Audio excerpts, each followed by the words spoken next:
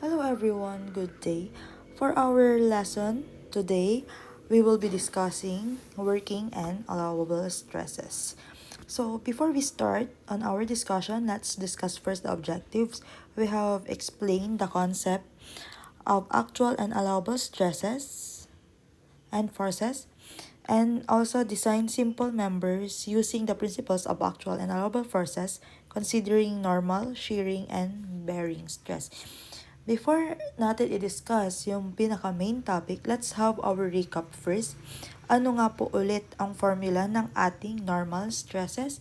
So, ang ating formula po for normal stress, hindi po ba is yung sigma or ang ating stress is equals to force over area. So, I hope lagi po nating tatandaan dahil ito po yung kumbaga, foundation po ng ating mga formula for our future lessons. Okay, let's now go to our main discussion. So, ano nga po ba ang pinagkaiba ni actual stresses tsaka ni allowable stresses? So, i-discuss po muna natin yung tinatawag nating actual stresses or computed stress. Ano po ba yung meaning po niya? So, as per yung tawag po niya na computed stress, ibig po sabihin, naggaling po siya sa effects po ng ating mga externally applied loads. Paano po ba natin napapalabas yung mga externally applied loads? Hindi po ba yun po yung ginagamitan po natin as per our previous subjects like statics? Yun po yung mga way po natin is yung summation forces horizontal, summation forces vertical, and yung ating summation moment. Which is, gamit po itong mga formula po na to, napapalabas po natin yung mga iba't ibang forces na nag-a-act sa ating mga members, especially doon sa mga internal members. So, yung actual stress po ay sinisimbolize po ng ating sigma actual. So, yun lang po yung palatandaan natin for our para sa ating actual stress. Now, let's discuss naman po yung allowable stresses or working stress, allowable forces, and working forces. So, ano nga po ba yung allowable stress or working stress? Are computed from the structural properties of the member in question. These allowable quantities speak of the prescribed capacity of the member. So, sa madaling salita po, ang allowable stresses po, yun po yung nakabase sa ating member na po mismo. So, for example, we have our material na steel. And then, sabi po, ang steel is kaya niyang, for example lang po, kaya niya pong bumuhat or kaya niya pong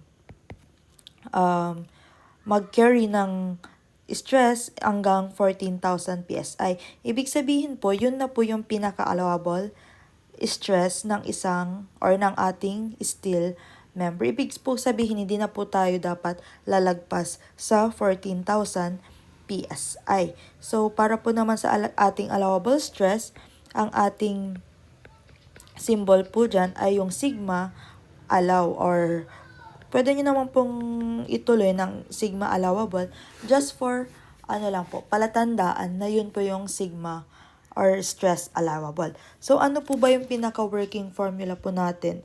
Or ang ating pinaka pag-differentiate ng stress, actual stress, and allowable stresses. So, mag-add lang po ako ng isang. So, para po sa ating actual stress and allowable stress, masasabi po natin, masasabi po natin na yung actual stress po natin ay hindi po dapat lalagpas or less than dapat po siya sa ating stress allowable. Bakit po? Kasi po yung stress actual, kumbaga yung stress actual po, nagbe-base na po tayo dito sa load or yung external load, hindi po ba? Ng isang material. Pero dito po sa stress allowable, ito lang po kasi yung kayang buhatin ng isang material. So, kung yung stress actual po na na-compute natin based po sa formula na stress is equals to force over area.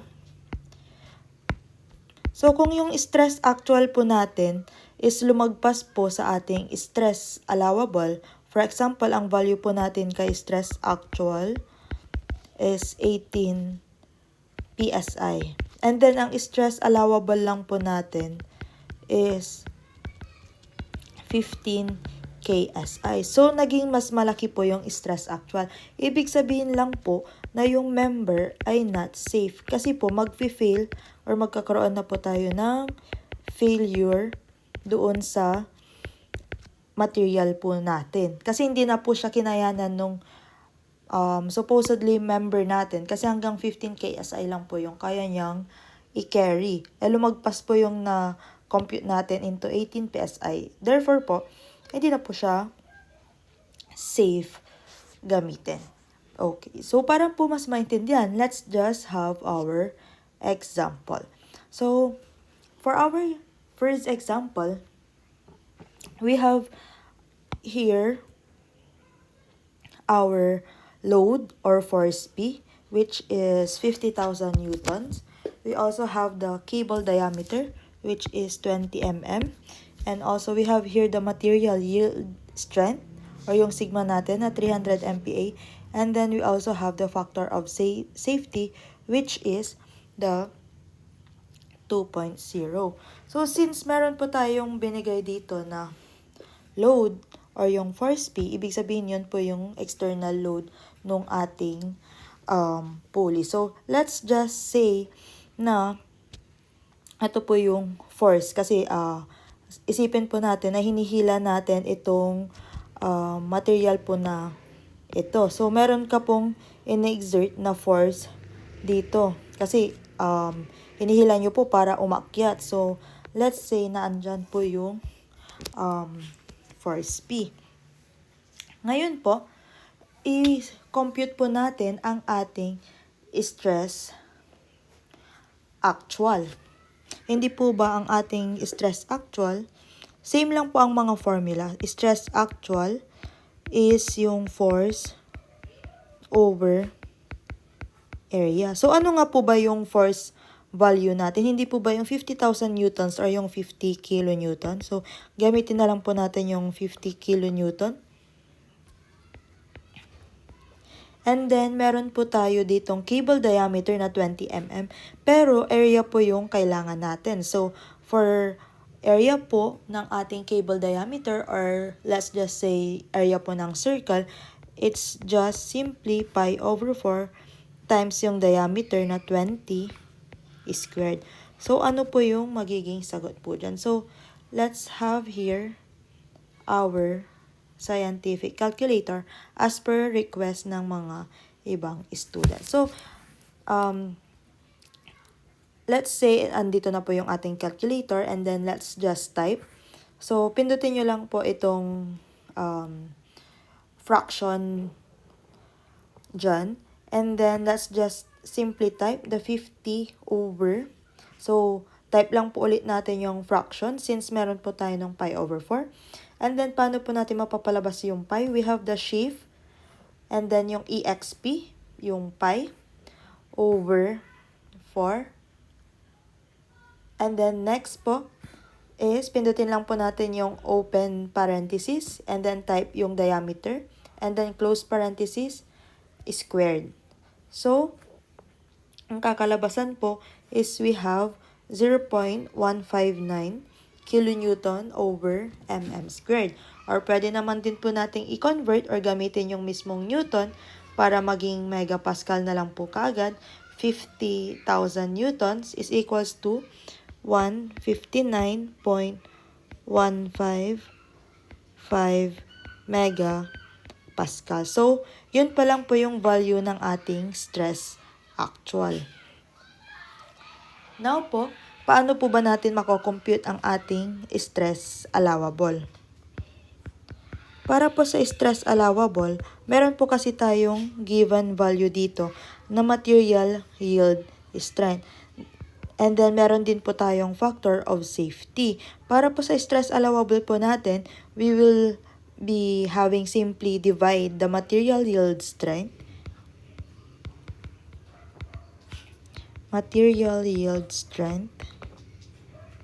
over factor of safety. Bakit po ba natin ginagamitan ng factor of safety? Hindi po ba lahat po ng materials, meron po tayong parang mga allowance na tinatawag, which is yun po yung factor of safety. Simply, hindi po tayo pwedeng, or yun na lang po yung pinaka-allowance na kayang ibigay sa atin ng materials para hindi po mag-fail, kumbaga dun sa kanyang pinakagamit. So, ano po ba yung value natin nito? So, meron po tayo sa material yield strength, na 300 MPa over yung factor of safety po na 2.0 is equals to, okay, so gamitin lang, i-clear lang po natin, 300 over 2, we will be having 150 MPa. So, i-copy lang po natin yung mga sagot natin dito. Yung stress actual po natin is 159.155 MPa. And then, yung stress allowable natin is yung 150 MPa. So, discuss lang po natin yung pinaka-concept niya. Ano nga po ba yung ating, kumbaga, pinaka-working formula or anong tawag dito?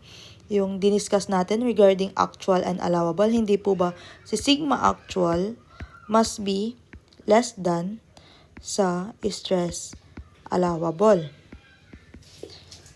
Para po hindi mag-failure or mag-fail yung isang material. Ngayon po, dito po sa ginawa po nating example, ano po ba yung value ni stress actual? Hindi po ba 159.155 yung ating value kay stress actual? And then kay allowable po, is meron lang po tayong 150 MPa. Ibig sabihin po, mas malaki yung ating stress actual compare doon sa stress allowable. Ito lang po yung kayang buhatin ni stress. Ito po. Ito lang po yung pinakakayang buhatin nung member. Kaso lumagpas po tayo due to the external force or internal force po, internal load. Kaya po tayo sumobra. Ano pong ibig sabihin po nun? Magkakaroon po or ibig po sabihin, not safe po yung material kasi nag-exceed tayo doon sa supposedly stress na kaya niyang buhatin. So, yun lang naman po yung difference ni stress actual and stress allowable. Huwag niyo lang po kakalimutan si stress actual is for or due to the external loads and yung stress allowable is galing po sa mismo nating material. Okay. So, for our shear stress, hindi po ba nabanggit ko na din po yung sa concept na other than normal stress, we also have shear stress and bearing stress. So, first, let's discuss muna po yung ating shear stress. So, exit ko po muna yung ating scientific calculator. So, para po sa ating shear stress, meron po tayong 3 types under ng shear stress. Meron po tayong tinatawag na single shear joint, double shear joint, and meron din po yung tinatawag natin dito na punching shear. So, discuss po muna natin kung bakit po natawag ang mga ito ng single shear joint at saka double shear joint. So, focus po muna tayo dito sa ating single shear joint. So, imagine po na meron po kasi tayong dalawang plate. Ito po yung unang plate natin at ito po yung pangalawang plate natin. Ngayon po, once po kasi na hinila po natin itong plate, papunta sa ating right and hinila din po natin ito papunta sa left, possible po na yung rivets po natin dito na ginamit is magkakaroon po ng failure dito. For example po, sobrang lakas ng force talaga ng pagkakahatak and then now nag-fail or nag-crack yung rivets na ginamit natin as pandugtong. Okay, so i-isolate natin. Isolate natin itong area na to. So, ito yung ating plate. And then, meron tayong force nung paghila dyan. And then, andito yung rivets na tinatawag. So, nakatagos yan hanggang dyan. So, for example, ayan, dyan nag-crack yung rivets. Naputol, kumbaga. Eto, dito naputol dahil sa lakas ng impact. So, dahil po dito sa lakas ng impact, dito po sa may part po na ito, kailangan niya pong may nilalabas po siya dito na internal force na nagre-resist sa ating external force, which is i-consider po natin as yung symbol V. Bakit po nagkakaroon po ng internal loads? Kasi po, yun po yung kumbaga nagre-resist. Yun po kasi, hindi po ba, hinihila na natin siya dito. So, hindi lang po naman natin nakikita, pero yung dito sa loob po kasi is nire-resist, may time po na kailangan niya pong i-resist yung force dito para hindi po siya mag-fail. Yun nga lang po, meron po kasi, for example, ang nagamit po natin is medyo mahinang rivets. Therefore, hindi po kinayanan ni rivets yung force ng paghatak sa plate. So, imaginein na lang po natin na meron pong internal internal resistance na letter V. And then po, yung area shaded nung nag-resist, ayan, yan po yung area nung area shaded po natin na gagamitin para sa ating computation. So, ibig sabihin po, para po sa ating shear stress, ang ating formula will be tau is equals to V over A. Ano po ba yung tau? Yung tau po, yun po yung shear stress. Yung V po is yung shear force. And yung A po is yung area po parallel doon sa force. Okay, so mostly po, kung rivets po ang pinag-uusapan po natin dito, ang nagiging area po natin dyan ay yung V over pi over 4, diameter is squared. So ito po, para hindi lang po malito yung mga nakakarami, kino-consider din po natin dito yung bilang po ng ating rivets. So for our example only, kaya po only area lang dito kasi isang rivets lang naman po yung kino-consider. So pwede rin po kasi nating tandaan na formula is yung shear stress is equals to V over NA. Yung N po is ibig sabihin lang po yung number of rivets. Ayan. So ngayon po, we have here our double shear joint. Ano naman po yung pinagkaiba ni single shear joint sa double shear joint? So dito po, as you can see, meron pong 3 plates dito. So, for example, hinila ko po ito at hinila ko din pong sabay ito. Ayan. Magkakaroon po tayo ng failure dito sa part po na to. So, ilan po ba yung nagiging failure or crack ng rivets? Hindi po ba dalawa yung nagiging crack or failure ng rivets? Therefore po, kaya po siya tinatawag na double shear joint. So, nakikita nyo po, since dito is we only have 1P, pagdating naman po dito, we have P over 2. So, paano po napapalabas yung P over 2?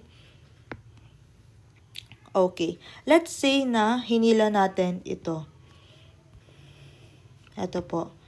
And then, nag-crack po dito. So, i-isolate po natin yan. Mag-drawing po tayo dito. Sa taas na lang. So, ito po yung plate. Tapos, ito yung nag-crack na rivets. Yung both sides po kasi dalawa naman po silang rivets na nag-crack. Ngayon po, ito po yung hinila nating force, for example. Ayan. And nagkaroon po ng nagkaroon po ng internal resistance doon sa rivets before sila mag-fail. So, nagkaroon po muna sila ng pwersa. Kaso, hindi pa rin po kinaya ng pwersa. Tuluyan pa rin po silang nag-fail. So, ilalabas lang po natin na merong internal resistance dyan. Ngayon po, gagamitan lang po natin ng summation forces vertical. Dito po, pinapakita ko lang kung paano po nagiging P over 2. Ngayon po, gamit si summation forces vertical, we have negative P plus 2V is equals to 0. And then, transpose lang po. 2V, lipat lang natin si P dito sa kabila para maging positive. And then, divide to both sides. Therefore, yung shear force po natin is equals lang din po sa P over 2. For our formula, same lang din po. Ito lang din po yung gagamitin natin. But, kailangan nyo na rin pong i-consider yung bilang nung shear joint. So, kung dito po, is tau is equals to V over NA, yung N po is yung number of rivets. Pagdating po natin dito kay double shear joint po, tau is equals to V over 2 NA. Yung 2 po dito is yung number of, number of failure.